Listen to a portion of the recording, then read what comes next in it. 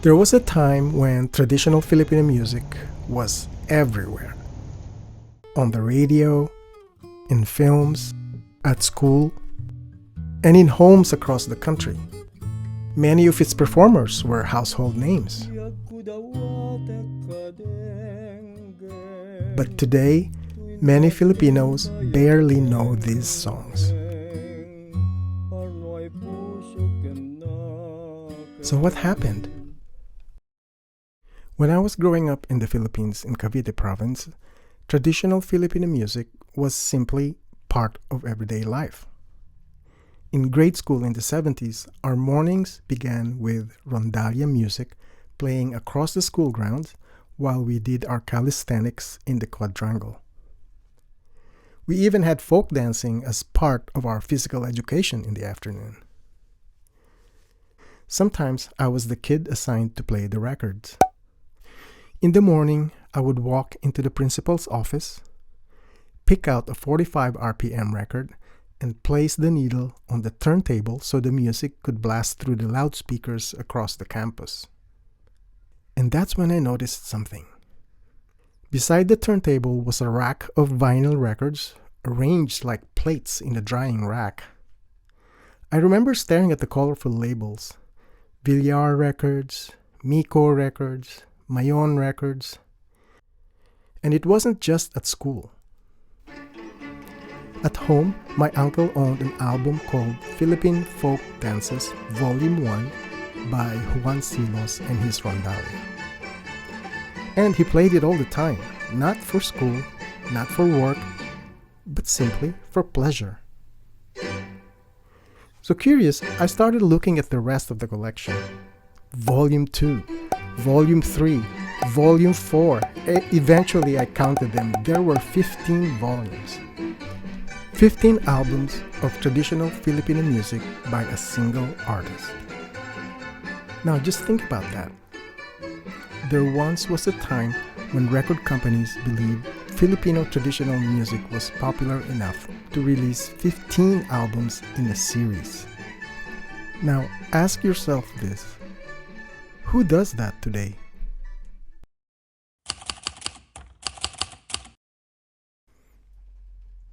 Now, that was just rondalla music, but if you dig deeper into the catalogs of these record labels, you'll find tons of other traditional genres. Harana, kundiman, balitaw, and I even remember recordings of bamboo ensembles playing folk songs. To me, it looked like a thriving industry. There was clearly a market for it. People actually went out and bought these records. Which means that there was once a time when Filipinos listened to and appreciated their own traditional music. That feels almost unimaginable today. Even in the 70s, I could tell these recordings were old. Some of them, like the Juan Silos recordings, dated back to the 1950s and 60s, which made me wonder if these already sounded old in the 70s, then when exactly was this golden age of Filipino music, if there ever was one? Now imagine this at Villar Records. In Studio A, Ruben Tagalog was recording an all-Harana album, while in Studio B, Silvia La Torre was recording an all-Kundiman album along with Leopoldo Silos conducting his orchestra. They lovingly call him Maestro Polding. Now, in between breaks, they would check on each other and ask for advice and opinion. Meanwhile, in the canteen, musicians on their breaks are complaining about their schedules. I have to play for Maestro Polding this afternoon, or one might say, but I gotta run for a live radio broadcast right after. See, that's how busy they were. Between sips of strong kapeng barako, someone might be quietly humming a new melody, while the guitarist works on his intro.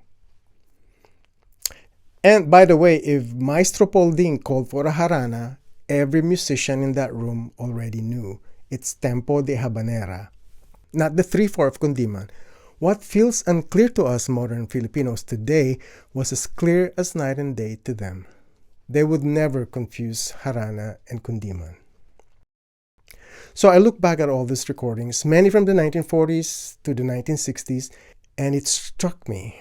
post-war Philippines, a time of relative peace, a remarkable period of Filipino musical creativity. Now, this didn't happen overnight. There were early pioneers, composers, and performers who laid the foundation long before these recordings were made. And alongside them was another stream of Filipino music, composers, scholars, and national artists whose work lived more in concert halls, universities, theaters, and cultural institutions. They may not have ruled the airwaves, but they helped preserve, study, and reimagine Filipino musical traditions in another form. But it wasn't until the 1940s through the early 1960s, with the rise of radio and Filipino cinema, that everything came together. That's when this music finally reached everyday Filipinos in their homes and in their lives. I'm calling it the Golden Age. Because if there was ever a time when our traditional music truly thrived, it was then.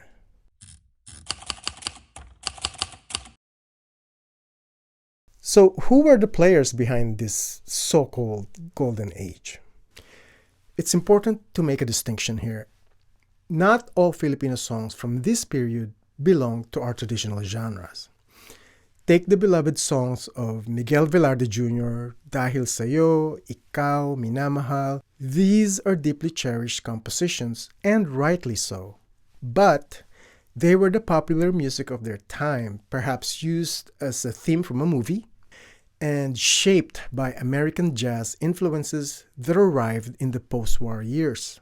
They are neither Harana nor Kundiman, classics yes, but not traditional Filipino genre in the strict sense. However, there is a caveat. Many of these beloved songs were often given the Harana treatment, performed with the Harana soul, and often set to the gentle sway of the habanera rhythm. But today our focus is on pure Kundiman, Harana, Rondalia, and other traditional forms, and the artists who carry these traditions forward. You've heard the singers, you know the names, but there was one man whose name you almost certainly don't know. A man who was behind virtually all of it. Not on stage, not on the label as a performer, but nevertheless pulling the strings from behind the curtain. His name was Don Manolo Villar. In 1950, he founded Villar Records and made a bet that most businessmen of his time would have considered foolish. Filipinos were already turning towards Western music. The smart money was following the American tide. Don Manolo went the other way. He invested in Filipino traditional music, in Filipino artists, in Filipino songs, driven purely by a fierce sense of nationalism. He became known as the father of Philippine recording and the maker of music artists because that's exactly what he did. He gave the necessary breaks to struggling local talents. He wrote over 1,200 songs himself, most of which were recorded by the very artists he championed. The Villar Records catalog is in many ways a virtual archive of the entire Golden Age. And yet, most Filipinos have never heard his name. But the good news is that Villar Music has recently reissued many of these historical recordings. You can hear them today on Spotify, YouTube, Apple Music. Go find them. Whenever I pull a record out of its sleeve, one name keeps appearing behind the featured stars. Arranged and conducted by Leopoldo Silos. I imagine him pulling many of the levers behind the scenes, shaping the sound that would find its way into the ears and hearts of listeners. We know Silos today as the composer of beloved ballads like Dahil sa Isang Bulaklak and Hindi Kita Malimot, but his presence in this era goes far beyond these songs. His fingerprints are everywhere, on countless recordings of traditional Filipino music behind some of the biggest names of the era.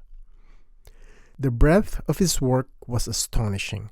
Under his baton were many kinds of ensembles, from major commercial recordings to more regional projects preserving local music traditions. One such project was a 1965 all Ilocano Harana album by Felipe Alonso, one of the three Haranistas featured in the documentary Harana. That recording, too, was led by Leopoldo Silos.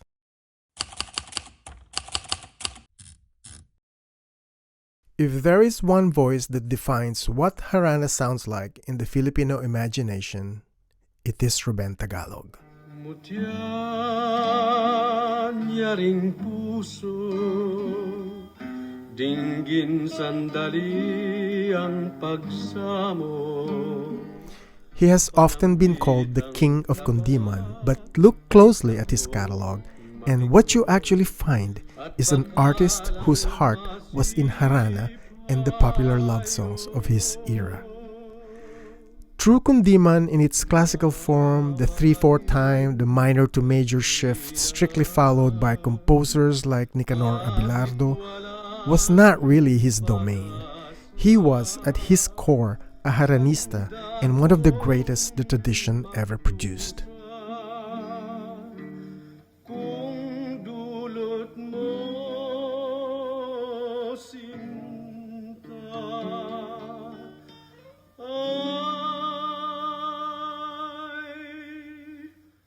He first made his mark on Filipino radio in the 1940s, hosting his own program, Harana ni Ruben Tagalog.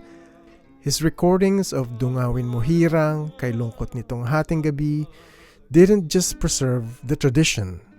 They gave it a face, a feeling, and a voice that a generation could recognize as their own. His style carried the intimacy of the American crooners of his time, that soft, direct quality that the microphone made possible, but in Ruben's hands, it became something distinctly Filipino, something that sounded like home.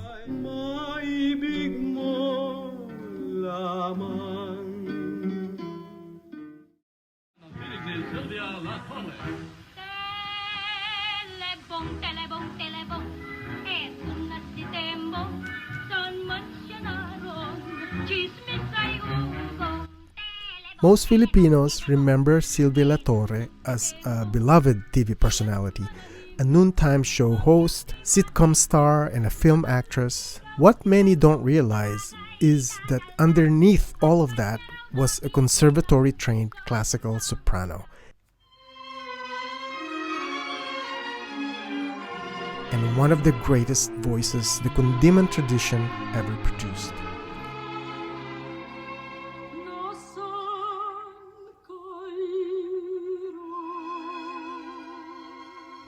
But I'm just sad that it's rarely sang. Ako na lang yata ang kumakanta ng mga awiting ko, mga kundiman. Kaya lang, hindi na masyadong expose sa public. Kaya hindi na masyadong naririnig ng mga kabataan. Yun lang sana. Siyempre, ako talagang yun ang parang naging legacy ko.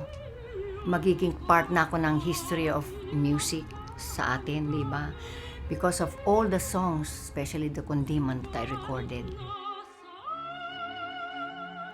Although I retired in show business a long time ago, I did not stop from singing because singing is my life.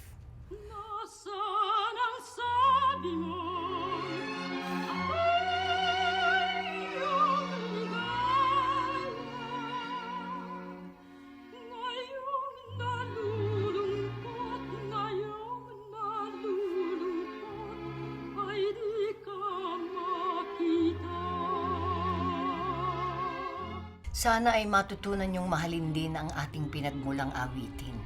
Yan po ang mga kundiman natin, mga love songs natin, na way back na kinakanta po ng mga lola natin. At kung matututunan mo yan, naku, isang malaking karangalan. Hindi ba? Matututunan niyo yung mga awitin namin. At ito'y maganda. Hindi ka magsisisi. Pag-aralan mo, subukan mo at magugustuhan mo ang ating mga kundiman.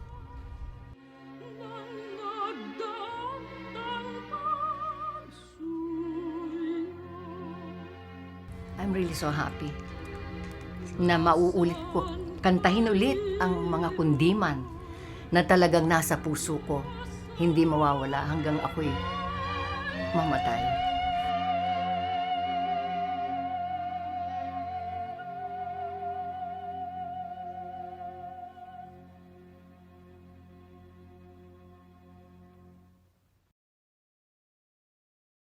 Of course, the artists we've just profiled were far from alone. The Golden Age was built by a whole constellation of musicians, singers, instrumentalists, and performers who may not have achieved the same fame, but who contributed just as meaningfully to the richness of that era.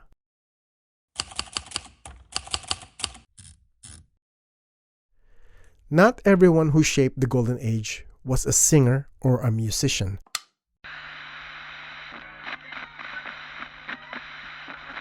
I still remember hearing it as a child, the theme song of her radio program drifting through the neighborhood, floating from one house to the next across the barrio. You always knew when Tia Deli was on. Fidela Magpayo Reyes, known affectionately to millions as Tia Deli, was a broadcaster, and in an era before television reached the provinces, that meant something enormous. Her show was famous for its listener letters, dramatic readings of the heartbreaks, longings, and lamentations of everyday Filipinos. But I'll admit, as a kid, I found the melodrama a little much. But that was exactly her genius.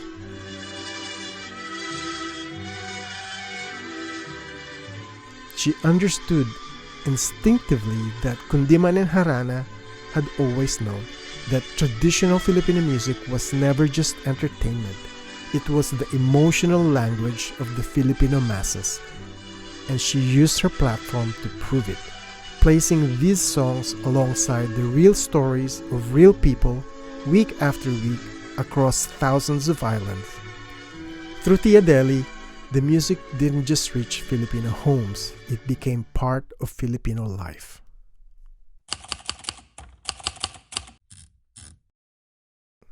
Finally, on a personal note, for those of us who play the classical guitar, there is one name worth acknowledging.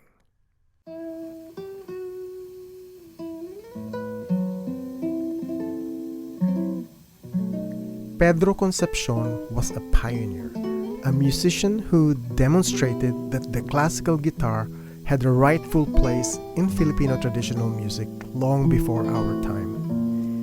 He may not be a household name, even among music lovers, but for Filipino classical guitarists, he is part of our lineage. He walked this path before us, bringing the classical guitar into the heart of the Harana and Kundiman tradition at a time when no one else was doing it. We are cut from the very same cloth he helped weave, and for that, we owe him a quiet but deep salute.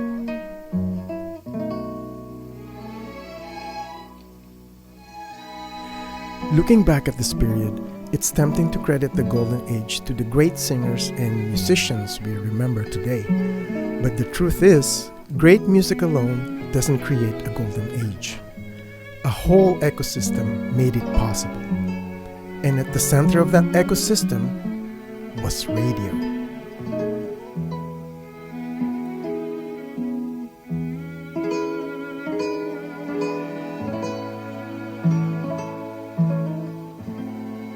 Think about what that actually meant in the Philippines of the 1950s. 7,000 islands, no internet, no television outside of Manila, patchy roads. And yet, a Kundiman recorded in a Manila studio could reach a family in a barrio in Mindanao, a fisherman in the Visayas, a farmer in Ilocos, all hearing the same song in the same week. There was no algorithm in 1955. If it was on the radio, everyone heard it. An entire nation scattered across thousands of islands shared the same soundtrack. But the music didn't stop there. Today, We experience music mostly as audiences. We stream it, we follow artists we love, we attend concerts. But during this period, people weren't simply listeners, they became participants. You might hear a melody on the radio in the morning, and by evening, that same tune might be drifting through someone's window as a harana or serenade, or being carried across a courtyard played by a rondalla ensemble at a fiesta. You could walk into a music store, buy the sheet music for a song you just heard on the radio, and be playing it yourself by nightfall. People didn't just listen to the music. They sang it, they played it, they passed it on. Traditional Filipino music wasn't confined to concert halls or recording studios. It became woven into everyday life.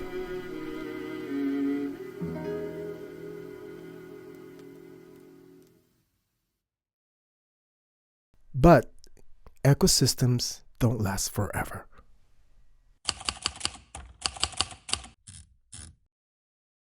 By the late 1960s, the cultural landscape that had supported traditional Filipino music began to change. Part of it was simply a change in lifestyle. Customs that once sustained these songs slowly disappeared.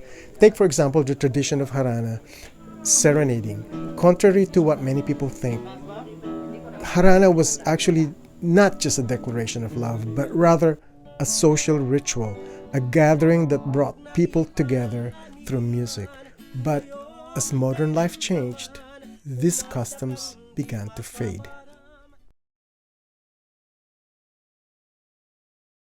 Households now had new forms of entertainment, radios, and increasingly televisions. Music was no longer something people needed to create themselves. But the more serious threat came from somewhere else. The arrival of Western popular music.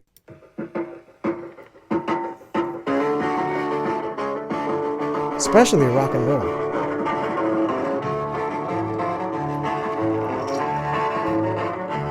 Suddenly, Filipino audiences were hearing Elvis Presley, the Beatles, and an entirely new musical language.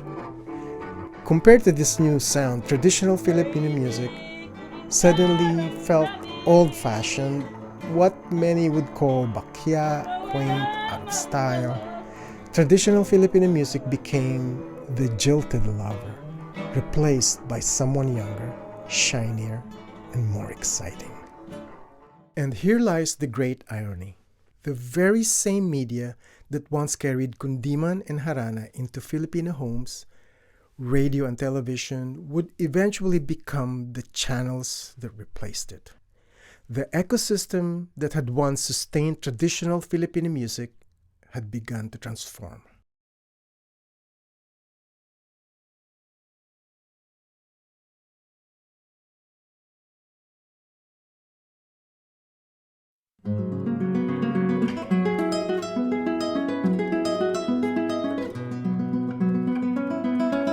I studied classical guitar at conservatories in the Philippines and the United States. I studied Western music for many years. I traveled to Europe chasing inspiration. And then my father died. I went back home for the first time in 12 years. And being home again stirred something I thought I'd buried. I saw kundiman differently. I saw harana differently, not as relics, not as nostalgia. Those songs from childhood, the ones that my mom used to play on the piano, and the songs that I thought I'd left behind suddenly became the only thread back to something real. The only way I knew how to grieve, to reconnect, and to finally come home.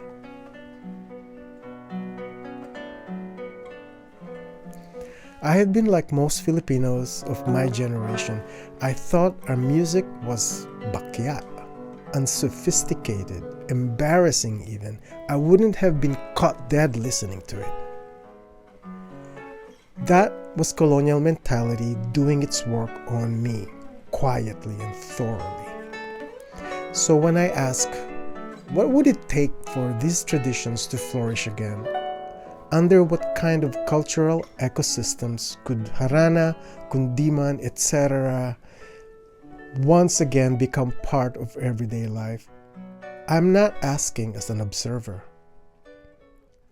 I'm asking as someone who had to lose his father to finally come home to his own music.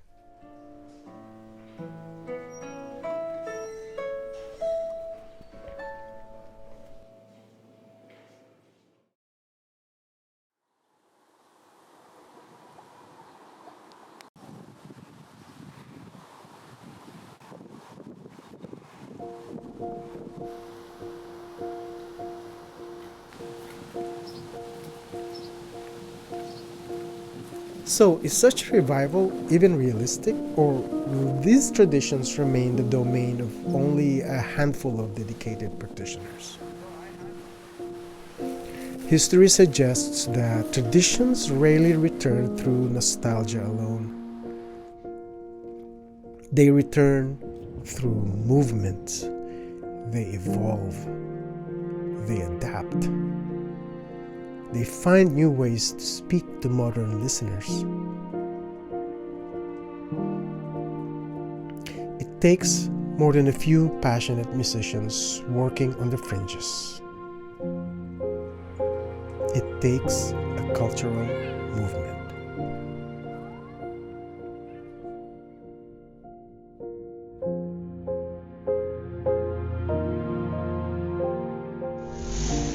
Now, imagine this scenario.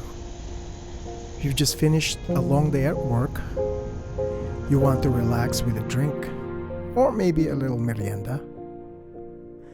What if there were a place you could stop by? Let's call it a Harana bar. A small intimate space where local musicians perform live Harana and Kundiman.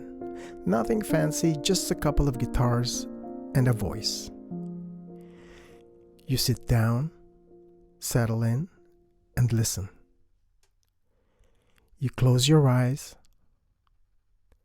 and suddenly, through the music, it feels as if you can hear your ancestors speaking to you.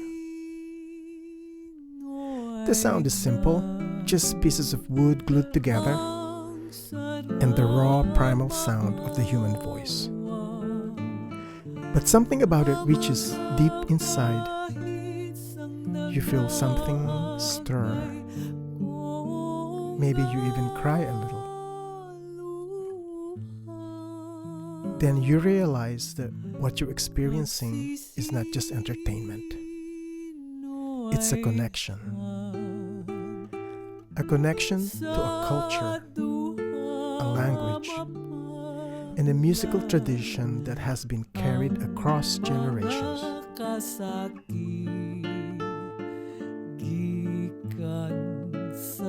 This is what we lost. Or this could be our future.